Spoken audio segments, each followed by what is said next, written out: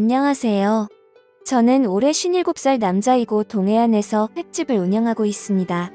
원래는 대기업 협력업체인 한 중소기업에서 20년 넘게 일을 했는데 도저히 더 이상은 버틸 수가 없어 회사를 그만두게 되었습니다. 원래 사장이 건강에 문제가 생기면서 사장 아들에게 회사 경영권을 물려줬는데 새로 들어온 젊은 사장이 하는 짓이 완전히 개차반인 겁니다. 자기 아버지 뻘인 부장 이사들한테 반말하는 것은 기본이고 조금이라도 자기 마음에 안 들면 월급은 많이 받아가면서 대체하는 일이 뭐가 있냐며 회사 돈이나 축내는 인간들 다 잘라버려야 한다며 폭언을 쏟아내더군요. 그럼에도 불구하고 간슬기를 다 빼놓고 그 밑에서 버티는 사람도 있었지만 저를 비롯해 나이 50을 넘긴 퇴직이 가까워진 사람들은 그 처사를 견뎌낼 수가 없었습니다. 앞으로 다녀봐야 몇 년 머리에 흰머리 나는 나이에 대접받느니 일찌감치 회사 정리하고 제2의 인생을 시작하자 결심을 한 것이죠. 아이들은 아들 하나 딸 하나 있는데 아들은 대학 다니다 군대 들어갔고 딸은 대학을 다니면서 자기를 똑부러지게 하고 있으니 걱정할 것이 없었습니다. 그래서 저는 회사를 그만두고 아내와 함께 동해안에 자리를 잡았습니다. 아내는 손 감각이 좋고 요리에 관심이 많아 일식, 한식, 중식 요리사 자격증을 가지고 있습니다. 진작부터 식당을 해보려고 했지만 식당을 시작할 자금이 없어서 퇴직 끝나면 그때 식당을 하자며 미루고 있었는데 회사를 그만두면서 식당을 시작하게 된 거죠. 우리는 횟집 할 만한 곳을 알아보기 위해 약 한 달을 다니다 횟집과 민박집을 같이 운영할 수 있는 괜찮은 식당을 발견했습니다. 차도로 쪽이라 오다 가다 접근하기도 좋고 건물은 지은 지 16년 정도 된 것이지만 철근과 콘크리트로 워낙 튼튼하게 지은 집이라 외벽만 잘 정리하면 말끔하게 단장하기는 어렵지 않을 것 같았습니다. 게다가 주차장으로 이용 가능한 넓은 마당이 있고 바닷가까지 걸어서 3분 거리에 있다 보니 민박을 운영하기에도 최고의 장소였지요. 우리 부부는 여기가 우리 자리라고 생각하고 퇴직금에 살고 있던 집까지 처분해서 4억 6천을 주고 횟집을 매매했습니다. 횟집을 말끔하게 손보고 민박집과 횟집을 홍보할 사이트도 개설했지요. 블로그와 SNS를 통해서 횟집과 민박집 홍보도 하고 온라인 예약도 받으며 횟집과 민박집을 운영해 나갔습니다. 처음에는 우리 두 사람이 일을 하다가 새벽 경매며 식당 운영이며 두 사람으로는 역부족이라 주방에서 설거지도 해주시고 음식도 도와주시는 60대 아주머니 한 분을 고용해서 식당을 운영해 나갔습니다. 횟집은 엄청 호황은 아니었지만 드라이브 코스로 좋은 곳에 위치해서 계절을 타지 않고 손님이 꾸준히 찾았습니다. 저는 저대로 아내는 아내대로 바빴고 기덥고 가게세 없이 하는 장사이다 보니 미치는 장사는 아니었습니다. 우리가 부지런히 움직이는 만큼 매출도 늘어나니 일하는 재미도 있었지요. 돈도 다시 모이기 시작했습니다. 아내는 원래 사람한테 부침성이 있고 사업 수완이 좋아 한 번 온 손님들도 단골로 만들 줄 알고 주변 사람들과도 얼마 지나지 않아 친해져서 사람들을 만나면 얼마 지나지 않아 서로 언니 동생 하는 사이가 되더군요. 그렇게 4년 무난하게 잘 지냈습니다. 그런데 호사다마라고 하더니 좋은 일에는 꼭 막아 끼더군요. 50 후반에 인생 풀리고 우리 부부 노년 행복하게 잘 지내나 했는데 아내가 제 뒤통수를 칠 줄은 꿈에도 생각 못했습니다. 아내가 동해안으로 이사 온 지 3년 만에 동네 아주머니들이랑 친하게 지내면서 개모임을 하더군요. 한 달에 돈 20만 원씩 내서 1년에 한 번씩 돌아가면서 돈을 받는 걸로 5명이 개를 시작했습니다. 원래는 개주가 따로 있었는데 개주를 하던 아주머니가 나이가 많아 병원 다닐 일이 많아지고 다른데 신경 쓸 겨를이 없어지자 아내가 개주 자리를 물려받아 개주를 하게 되었지요. 개모임을 하는 사람들은 서로 마음도 잘 맞는지 가끔 모여서 술도 한잔하고 봄에는 같이 꽃놀이도 가곤 하더라고요. 우리 식당에 와서 밥을 먹기도 하고요. 그래서 특별한 예약 손님이 없으면 아내는 사람들 만나서 스트레스 푼다며 약속을 잡아서 나가고 일 정리는 주방 아주머니하고 제가 했습니다. 그런데 아내의 외출이 꽤 잦았습니다. 어떤 날은 모임이 있다고 나가고 어떤 날은 돈을 거들러 나간다 하고 저녁이 되면 손님 빠지기 무섭게 밖으로 나가더라고요.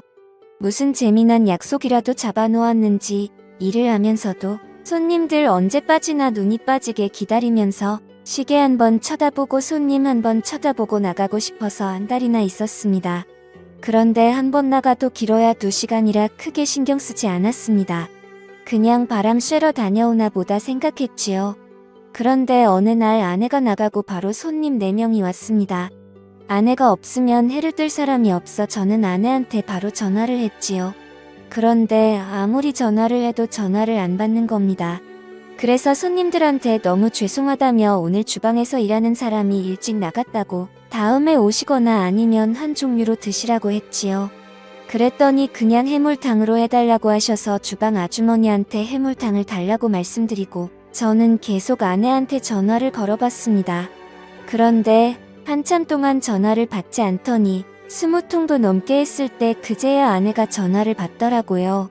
저는 순간 너무 짜증이 나서 손님 왔는데 뭐 하는 거냐며 왜 전화도 안 받냐고 소리를 쳤더니 아내가 어쩔 줄을 몰라 하면서 지금 간다며 30분 후에 도착했더라고요.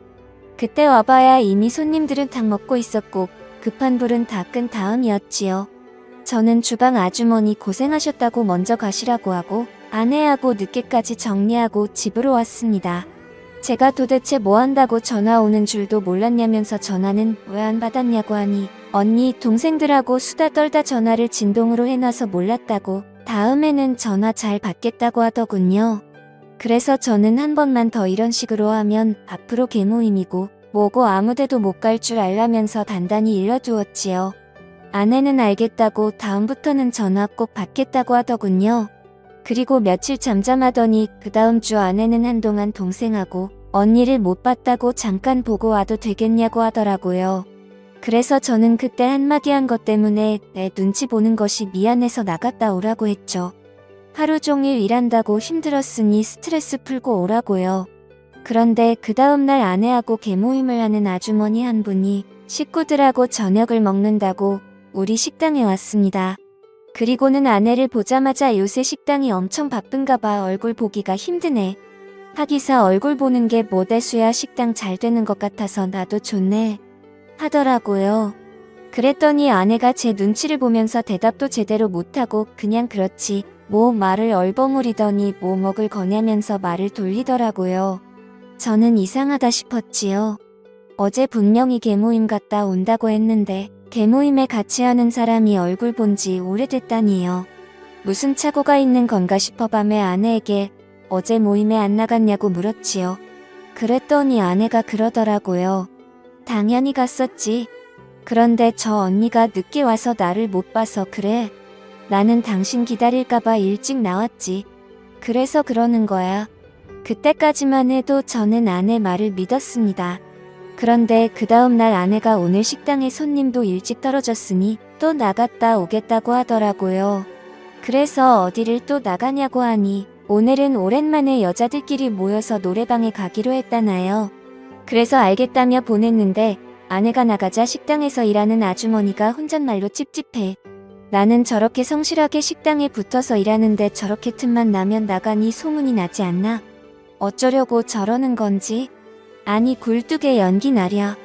하여튼 말세다 말세 하시는 겁니다. 그래서 제가 무슨 소문이 났어요? 혹시 집사람한테 안 좋은 얘기 돌아요? 하고 물었지요. 그랬더니 아주머니가 주저앉으실 듯 깜짝 놀라시면서 나는 아무 말 안 했는데 무슨 말 들었어? 하시더라고요. 그래서 제가 방금 얘기하셨잖아요. 소문이 났다고 말세다 하셨잖아요. 그랬더니 주방 아주머니는 나 몰라 나 아무 말 안 했어. 나 일 다 했으니까 가도 되지. 그럼 내일 봐. 하고 도망치듯 나가시더군요. 저는 뭔 일이 나도 제대로 났구나 생각이 들었습니다. 상당히 느낌이 안 좋더군요. 저는 아내랑 같이 개모임을 같이 하는 아주머니 집에 전화를 걸어봤습니다. 오늘 노래방에서 만나기로 했다던 아주머니가 전화를 받더군요. 저는 뭐라고 할 말이 없어 그냥 안부 전화드렸다고 다음에 좋은 게 들어오면 전화드릴 테니 놀러 오시라고 하고는 전화를 끊었습니다. 그리고 저는 우리 집에 횟감을 주로 대주는 선장 집에도 전화를 걸어봤습니다. 그랬더니 역시나 노래방에 함께 있어야 할 아주머니가 얼큰하게 취한 목소리로 전화를 받았습니다. 그래서 오늘은 아무데도 안 나가시나 보네요. 아니면 벌써 술 한잔하고 들어오신 거예요? 하니 아주머니는 세상 사는 낙이 없어서 집에서 혼자 술 한잔하고 있다고 하더군요. 그리고는 이 인간은 어디를 그렇게 돌아다니는지 맨날 늦게 기어들어온다면서 남편 욕을 맞게 됐습니다. 저는 속으로 남편한테 맺힌 게 많으신가 보다 생각하고 몸 상하니 적당히 드시라고 전화를 끊었지요. 전화를 끊고 나니 이상했습니다. 개모임하는 사람이라고 해봐야 아내까지 합쳐서 5인데 그중 2사람이나 빠졌으니까요. 저는 일단 식당을 정리하고 근처에 있는 마트로 갔습니다. 그 마트는 주로 낚시하는 손님을 상대로 하는 곳인데 그 마트 형수님도 집사람과 개모임을 한 사람이었지요. 그곳에 가니 형님이 마트를 보고 있더군요. 그래서 제가 형수님은 어디 가셨나 보네요. 형님 혼자시네요. 얘기를 하니 저 안쪽에서 마트 형수님이 나오면서 이 시간에 웬일이에요? 벌써 식당 문 닫았어요? 하고 나오더라고요. 저는 노래방에 있어야 할 사람이 왜 여기 있나 싶어 기가 막혀서 아무 말 안 하고 서 있다가 저녁 먹은 게 소화가 잘 안 된다면서 맛있는 소화제 하나 달라고 해서 사가지고 나왔죠. 분위기가 이상하게 돌아가더라고요. 저는 아내한테 전화를 걸었죠. 아내가 말한 경자 언니는 집에서 혼자 술 마시고 있었고 해숙이 언니는 마트에서 나한테 소화제를 줬는데 어디서 옆에 같이 있는 척 언니들 이름을 부를 수가 있는지 저는 정말 기가 막혔습니다. 어디서 생쇼를 하냐는 말이 목구멍까지 올라왔지만 저는 억지로 참고 알았다고 전화를 끊었지요. 전화를 끊고 저는 오만 생각들이 다 들었습니다. 무슨 짓을 하고 다니는지 눈도 깜짝 않고 거짓말을 하는 걸 보니 너무 배신감이 들고 지금까지 내가 한 솥밥 먹고 한 이불 덮고 산 사람이 이런 사람이었다니 너무나 허무했습니다. 너무 열이 받아서 술이라도 들이부었으면 속이 좀 풀릴 것 같았는데 술 마시면 나도 모르게 폭발해 버릴 것 같아서 저는 냉수만 들이키고 있었죠. 잠시 후 아내는 아주 기분 좋은 얼굴을 하고는 여보 나왔어 뭐해 평소 안 내던 코소리까지 내더니 노래를 너무 열심히 불렀더니 땀이 다 났네 나 좀 씻을게 하고는 들어가 버리더군요. 아내가 씻으러 들어가자 저는 일단 아내 휴대폰부터 열어봤습니다. 통화 기록 카톡 기록을 보니 제가 전화한 것을 제외하고는 오늘 아무하고도 연락하거나 통화한 기록이 없었습니다. 아무래도 통화 기록이나 대화 내용을 지운 것 같았습니다. 요즘 제가 자꾸 전화를 하고 어딜 가냐고 물어보니 특별히 조심했던 모양입니다. 저는 전화기는 다시 제자리로 돌려놓은 뒤 컴퓨터를 켰습니다. 컴퓨터를 켜서 아내의 위치 확인을 하기 위해 아내 구글 계정으로 들어갔지요. 아내는 컴퓨터와 스마트폰을 쓰기만 할 줄 알았지 컴퓨터와 전화기가 다 연결돼 있다는 걸 몰랐습니다. 이메일로 로그인만 하면 별의별 정보를 다 확인할 수 있다는 건 아내는 꿈에도 생각 못했을 겁니다. 몇 달 전 아이폰으로 바꾸고 나서 그 계정을 제가 다 만들었으니 아내 이메일 열어보는 것이야 아무 일도 아니었지요. 저는 아내 이메일을 열어 아내 전화기에 등록되어 있는 전화번호를 먼저 살펴봤습니다. 아는 사람들 외에 특별히 눈에 띄는 사람은 없었습니다. 그 다음은 구글 위치 기록을 살펴봤습니다. 오늘 아내가 갔던 위치 기록을 살펴보니 아내가 오늘 간 곳은 뜬금없이도 부두였습니다. 부두에 노래방이 있었나 생각이 잠깐 들기도 했지만 부두에는 노래방이 있을 리가 없었습니다. 그런데 부두에 왜 갔을까 의문이 생기더군요. 거긴 정박된 어선들만 있을 뿐 주변에는 아무것도 없는데 거기를 왜 갔는지 저는 도저히 알 수도 이해할 수도 없었습니다. 저는 너무 이상하다 생각하며 다른 기록들도 살펴봤지요. 그 결과 아내가 외출한다고 나갈 때마다 부두로 갔었고 그곳에서 한두 시간 머물렀다는 것을 확인할 수 있었습니다. 부두 그 밤에 부두라니. 깜깜한 밤에 부두에 갔다가 그곳에서 한두 시간 머물다 돌아온다. 아무리 생각해도 이상한 일이었습니다. 저는 컴퓨터를 끄고 아내한테 잠깐 나갔다 온다고 얘기한 뒤 차를 타고 부두로 향했습니다. 저는 부두에 도착해 차를 세우고 부두를 걸었습니다.